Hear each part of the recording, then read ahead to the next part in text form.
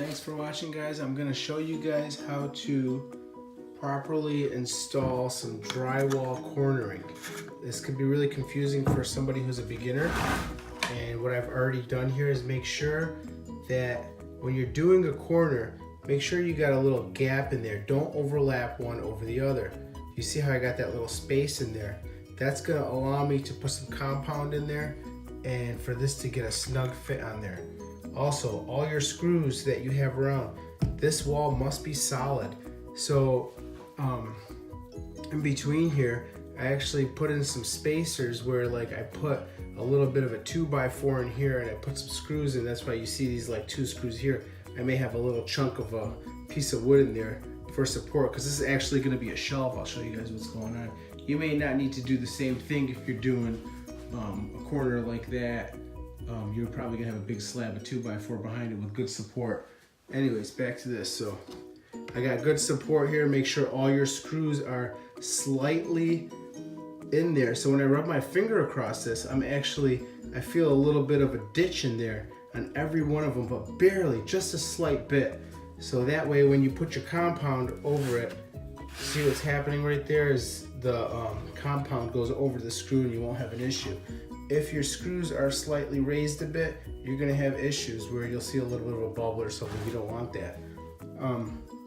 So once you got this installed and your drywall is completely secure, what you're gonna do is rub the drywall all the way across and make sure that it's everywhere. You see this right here? This is unacceptable.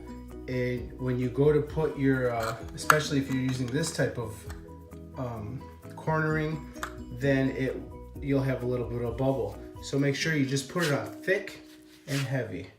As long as all you want to see is drywall, and go about, I mean it's only going to cover about right there, but just go a little extra anyways. So make sure you put it on real thick and heavy like that. Just get it all over. I don't mean to bore you guys by showing you the entire length of it, but for the people who have no clue what they're doing, and if you're on this video, you're a beginner, so you're gonna be happy that I did it. Don't be stingy on the compound. Put it on there or you will regret it because you'll have bubbles or issues. The last thing you want is a little bit of a raised bubble coming out on one of your corners. And guess what, guys? You can't really fix it unless you shove a screw right above the bubble and put more compound. You'll have a hell of a mess. Just do this. Drywall compound don't cost nothing but about 10 cents for every square 6 inches, I'd say. So just rub it on real thick and heavy right there. I'm gonna back up a little. You see what I've done here, guys? I went about maybe 2.5 inches over on top and bottom. Now we're ready to insert the drywall cornering. Okay, so let me put this down. Sorry, I got one hand, bear with me. Don't complain about the shaky video. Got my piece cut out exactly how I wanted it. Push your fingers on it how you want it. And what you're gonna do is ride your fingers across. This is gonna be a pretty cool shelf. I may or may not put something, maybe a piece of glass. I was thinking about getting some cup mirror, and that way when I put my cologne or something on top there, it'll look really cool against the LED lights. But so what you're gonna do is run your fingers across there. Make sure that you're pushing down real hard and corner where you want it. So just keep going over until you got it where you want it. Show you guys what's going on. I am rubbing my fingers on this and you're gonna get a little bit messy on your hands. If you want it done right and you don't want no bubbles, just rub your fingers across there and push down on that adhesive. And remember, you're not using any screws here or no glue or anything like that. This drywall compound, once it starts drying, it's pretty much rock solid. You're not gonna have any issues.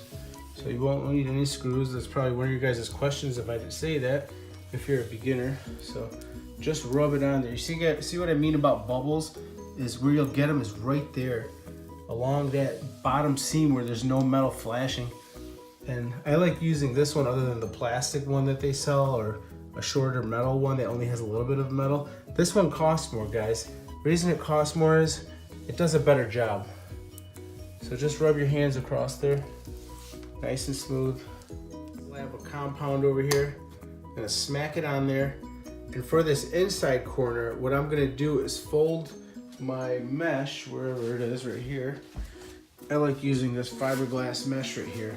What I'm gonna do is put it in the center. I'm gonna put my phone down and show you guys what I'm gonna do. My fiberglass mesh, I think it's called fiberglass mesh. I don't like using the tape stuff. It seems to bubble a lot. This stuff works great. I've never had an issue with it before. So I folded it right in the center, up against the wall. And all you're gonna do is take your little spatula, and if you guys are worried about this and you have to hire somebody, don't. It's not hard. And I mean, I'm not gonna finish the video and show you guys how to properly smooth out the drywall, but I will tell you what to do. It's so simple with drywall compound. If you guys have seen people put drywall compound up against the wall and it looks like crap, the reason is it is a process, which means that my rough layer right now is gonna look like crap. It may look like, I mean, this is how smooth I'll probably get my first layer. When it dries after a couple days, you come back, you take a little sanding block, or a piece of sandpaper, if I could find my sandpaper, oh, right here. I got a little sanding block right there. And what you're gonna do is just smooth it out. Get some drywall compound after it's dry, a couple days later, and you just smooth it out again. Okay, let it dry. 2 days later, you come back, you sand it again. Every application that you do, when you get to about the third, fourth application, and don't quit when it just has a little bit of a flaw, you keep going with it. You see this right here? That's about 4 applications. I probably need 1 or 2 more applications. You got some little rough spots and stuff like that, but once I keep going over and over and over and you keep doing it, it becomes a beautiful wall, nice and smooth, perfect wall. That's what you're gonna end up with at the end. So I'm gonna continue on with this one, showing you guys what's going on right here. You just smooth it out like I'm doing right now. And for the first application, it doesn't look too bad, but what you're doing is just smoothing it on. And I'm probably gonna leave mine like that, because the more clumpy you leave it, the more sanding you're gonna have to do. And if anybody knows about drywall compound, the one with the green cap dries harder and it's harder to sand. But don't ever don't go and paint it and then think you're gonna come back and sand it. Because once you put paint on it, it's nearly impossible to sand it off. Do not paint until it's completely smooth with the drywall and sanding. Like I told you, process one after another, second, third, fourth application. That's when you paint. You don't paint and then come back and drywall again. You just don't do that.